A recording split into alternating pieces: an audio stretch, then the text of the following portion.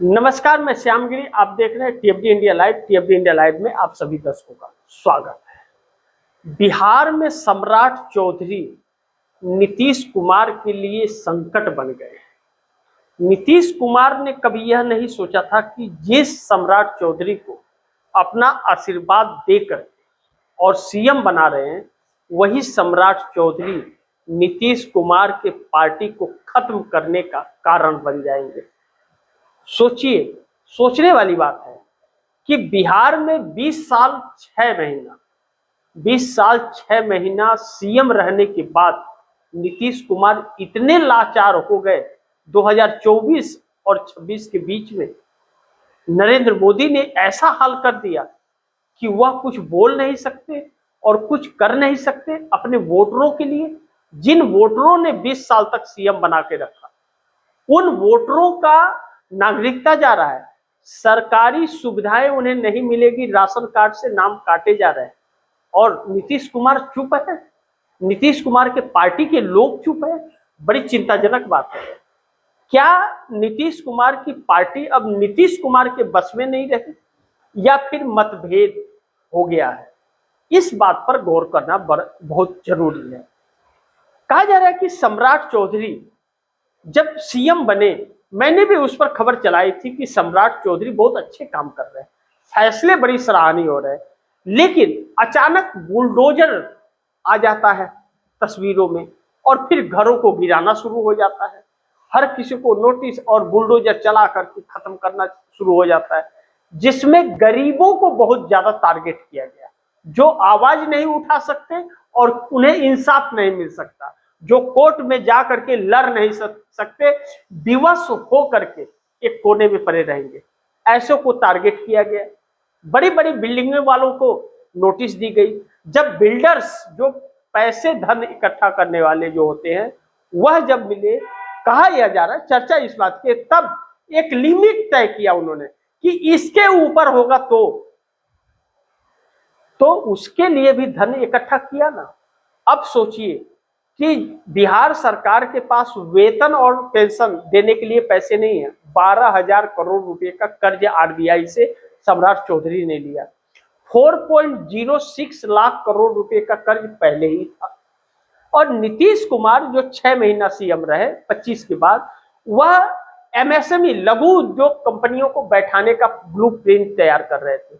उनके जाने के बाद वह सारी तस्वीरें गायब हो गई। ऐलान तो लंबे लंबे कर रहे हैं सम्राट चौधरी, सपना भी बहुत बड़ा बड़ा दिखा रहे हैं, सैटेलाइट शहर बनाने की बात कर रहे हैं, लेकिन पेंशन देने के लिए और वेतन देने के लिए पैसे नहीं है, बल्कि अब जनता को गुमराह कर रहे हैं और जनता को सताने के लिए और नीतीश कुमार के वोट बैंक पर हमला करने के लिए सम्राट चौधरी ने एक तरकीब निकाली। बड़ी महत्वपूर्ण है, बड़ी ध्यान से इसे समझिए। बीपीएससी छात्रों के ऊपर लाठी चलाना एक सोची समझी रणनीति सरकार की थी। नीतीश कुमार के खिलाफ वोट बैंक हुए और भारी मात्रा में घायल हुए। छात्रों के साथ लगातार अन्याय बिहार के अंदर हो रहा है, इस बात से इनकार नहीं कर सकते। नीतीश कुमार चूक तक नहीं किए, उनके किसी नेता ने एक बयान तक छात्रों के हित में नहीं दिया। दूसरी तरफ जिनका वोटर लिस्ट में नाम कटा, उनका आधार कार्ड बंद कर रहे हैं। 65 लाख नाम कटे हैं, 34 लाख नाम राशन कार्ड से काट दिए गए हैं और बाकी पर कार्रवाई शुरू है।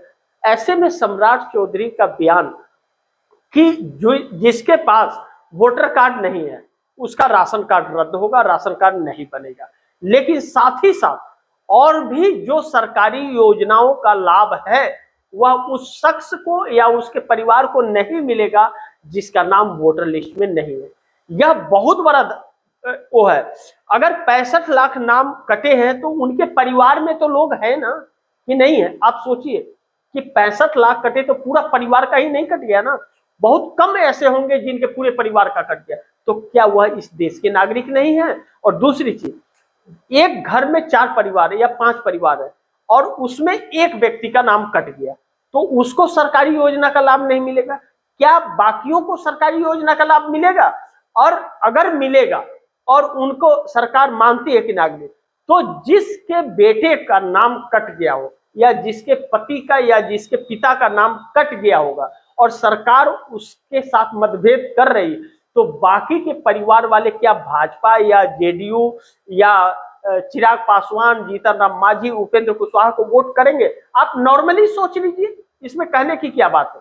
नॉर्मली सोचिए, क्या करेंगे? वह नहीं देंगे, बल्कि उसके जगह उन्हें हराने का प्रयास करेंगे। अब बड़ी महत्वपूर्ण है कि नीतीश कुमार जैसे सीएम की कुर्सी से हटे, वैसे पार्टी पर कब्जा पूरी तरह से लल्लन सिंह और संजय झा ने जमा लिया है। इस बात को लेकर के पार्टी के अंदर बहुत खासी नाराजगी है, इसलिए नीतीश कुमार कभी कभी नजर आ जा रहे हैं सड़कों पर। लेकिन अब नीतीश कुमार जब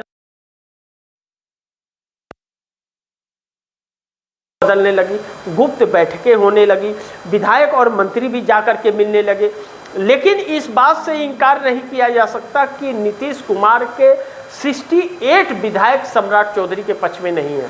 85 विधायकों में 68 विधायक सम्राट चौधरी के पक्ष में नहीं है, और सम्राट चौधरी की सीएम की कुर्सी कभी भी वह खींच सकते हैं। लेकिन भारतीय जनता पार्टी को मात्र 6 विधायकों की जरूरत पड़ेगी सत्ता में बने रहने के लिए। क्या भारतीय जनता पार्टी जुटा पाएगी? विपक्ष तो अभी टूटने वाला नहीं है, और जेडीयू ने अगर तोड़ दिया गठबंधन भारतीय जनता पार्टी से, और जो हालात बन रहे उसके हिसाब से अपनी पार्टी का वजूद बचाने के लिए, तो नीतीश कुमार के पास 130 एमएलए की ताकत हो जाएगी, और फिर जेडीयू का सीएम बन जाएगा। नीतीश भी दोबारा सीएम बन सकते हैं, 30 तक सीएम भी रह सकते हैं। या निशांत कुमार को तो अभी उस लायक नहीं है कि सीएम बन जाए, किसी और को सीएम बना सकते हैं। पार्टी में बहुत दिग्गज लोग हैं नीतीश कुमार के, जो इस वक्त लेकिन भारतीय जनता पार्टी के साथ रहने की वजह से नाराज इसलिए चल रहे हैं कि उनके वोटरों के अंदर नीतीश कुमार का हिसाब खराब हो रहा है। ऐसे में नीतीश कुमार सम्राट चौधरी के लिए एक नई संकट नीतीश कुमार के 68 विधायक हो सकते हैं। लेकिन दूसरी तरफ चंद्रबाबू नायडू भी खासे परेशान है। चंद्रबाबू नायडू भी कांग्रेस के संपर्क में आते हुए नजर आ रहे हैं। नीतीश कुमार भी कांग्रेस के संपर्क में, क्योंकि कांग्रेस जो बिहार में अब आरजेडी का साथ छोड़ने वाली है। प्रशांत किशोर कांग्रेस के दफ्तरों के चक्कर लगा रहे हैं गठबंधन के लिए। ऐसे में नीतीश कुमार अगर कांग्रेस के साथ गठबंधन करके और प्रशांत किशोर की जोड़ी हो गई, तो फिर भारतीय जनता पार्टी के लिए बड़ी मुसीबत हो जाएगी। क्योंकि अब आगे जाकर के नीतीश कुमार ने ऐसा काम नहीं किया तो आरजेडी का जनाधार खत्म हो रहा है, और कांग्रेस का जनाधार अब भारतीय जनता पार्टी की सत्ता होने का मतलब कि डायरेक्ट फाइट जो है वह कांग्रेस से आने वाले वक्त में होगा। ऐसे में नीतीश कुमार कांग्रेस के संपर्क में बताए जा रहे हैं। लेकिन चंद्रबाबू नायडू भी राहुल गांधी के संपर्क में बताए जा रहे हैं, क्योंकि जिस तरह से साउथ के अंदर पैर पसार रही है कांग्रेस, चंद्रबाबू नायडू बहुत संकेतिक है। जिस तरह से नीतीश का हाल हुआ या ममता बनर्जी का, चंद्रबाबू नायडू खासे नाराज चल रहे हैं और अपने पार्टी की रणनीतियां बदलते हुए नजर आ रहे हैं। आने वाले दिनों में चंद्रबाबू नायडू ने अगर कांग्रेस के साथ नहीं किया तो जगन मोहन रेड्डी उस कोशिश में है कि कांग्रेस के साथ गठबंधन हो जाए, और जगन मोहन रेड्डी पुराने कांग्रेसी हैं। यह भी हो सकता है कि जगन मोहन रेड्डी अपने पार्टी का विलय कांग्रेस में कर दे। महाराष्ट्र से खबर निकल रही है कि शरद पवार अपनी पार्टी का विलय कांग्रेस में कर सकते हैं, एनसीपी का। ऐसे में कांग्रेस का ही जनाधार आने वाले वक्त में बढ़ रहा है, वह क्षेत्रीय दलों का कम हो रहा है। ऐसे में जिस तरह से ममता बनर्जी का हाल है, आने वाले दिनों में जो दिक्कतें आने वाली है, और ममता बनर्जी अगर सत्ता में नहीं रही और लोकसभा चुनाव में भी उन्हें दिक्कतें होगी भारतीय जनता पार्टी रहने से, आगे आकर के कांग्रेस में विलय होने के बगैर और कोई रास्ता इन लोगों के पास बचेगा नहीं। इंडिया गठबंधन पूरी तरह से खत्म हो चुका है।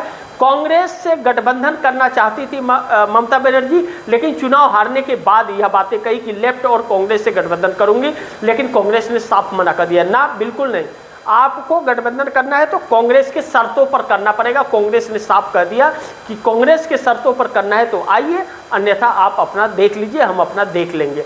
ऐसे में इंडिया गठबंधन तो खत्म हो चुका है, अलग अलग। अब स्टालिन इंडिया गठबंधन से अलग है, लेकिन कहते हैं कि मैं इंडिया गठबंधन में हूं, कांग्रेस से अलग हूं। तो कांग्रेस के बगैर गठबंधन का कोई अस्तित्व ही नहीं है, क्योंकि नरेंद्र मोदी को कोई चुनौती नहीं दे सकता। ममता बनर्जी अब क्या करेंगे? ममता बनर्जी और अभिषेक बनर्जी, राहुल मोदी और शाह एक बार डपट देंगे तो वह बैठ जाएंगे, क्योंकि ईडी का शिकंजा तुरंत अभिषेक बनर्जी पर और उनकी पत्नी पर कस जाएगा।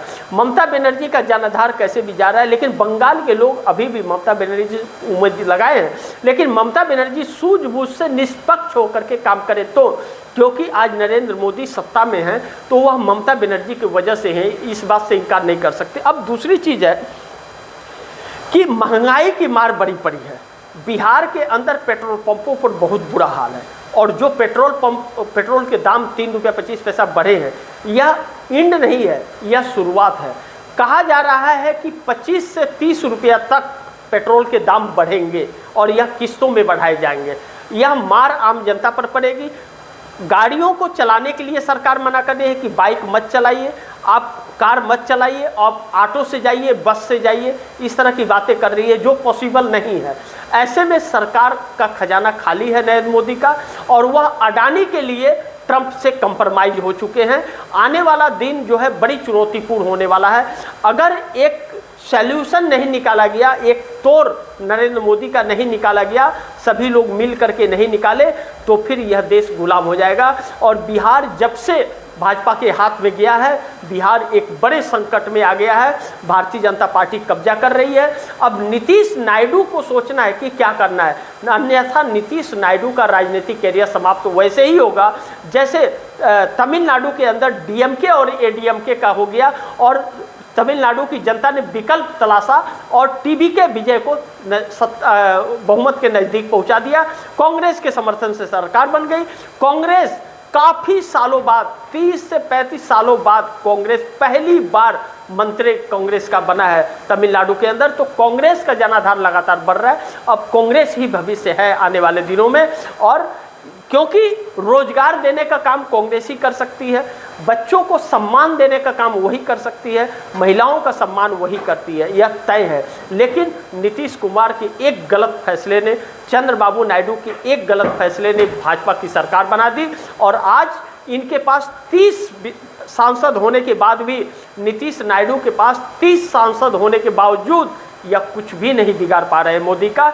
और यह भी कब पार्टियां टूट जाएंगी नीतीश की और नायडू की, कोई कुछ नहीं कह सकता। आने वाला वक्त चुनौतीपूर्ण है, लेकिन दुर्भाग्य यह है कि इसमें देश की जनता पिस रही है, बिहार के लोग, आंध्रा के लोग पिस रहे हैं, और महंगाई की मार नरेंद्र मोदी के नाकामियों के कारण लगातार हो रही है, जो बहुत चिंता का विषय है। लेकिन सम्राट चौधरी को सबक नीतीश कुमार सिखाएंगे। सम्राट चौधरी सीएम बनकर के भी सीएम नहीं रह पाएंगे बिहार का आने वाले वक्त में। अगर नीतीश ने ठान लिया तो देखना यह है कि सम्राट चौधरी सीएम और कितने दिन। यह चुनौती सम्राट चौधरी के सामने है। जब तक नीतीश के पास 85 एमएलए और 12 सांसद हैं, और चंद्रबाबू नायडू के पास 18 सांसद और नीतीश कुमार के 12 सांसद, यह 30 सांसद कब तक नरेंद्र मोदी को प्रधानमंत्री बना के रखते हैं, यह देखना महत्वपूर्ण होगा। बाकी आप दर्शकों की क्या राय है, क्या सुझाव है, कमेंट बॉक्स में जरूर दीजिएगा। इस खबर को ज़्यादा से ज़्यादा शेयर कीजिए, अपने दोस्तों को भी कहिए आगे शेयर करिए, और आपने टीएफडी इंडिया लाइव को सब्सक्राइब नहीं किया, सब्सक्राइब कर लीजिए, अपने दोस्तों को भी कहिएगा सब्सक्राइब करें। मिलते हैं अगली खबर के साथ, तब तक के लिए नमस्कार।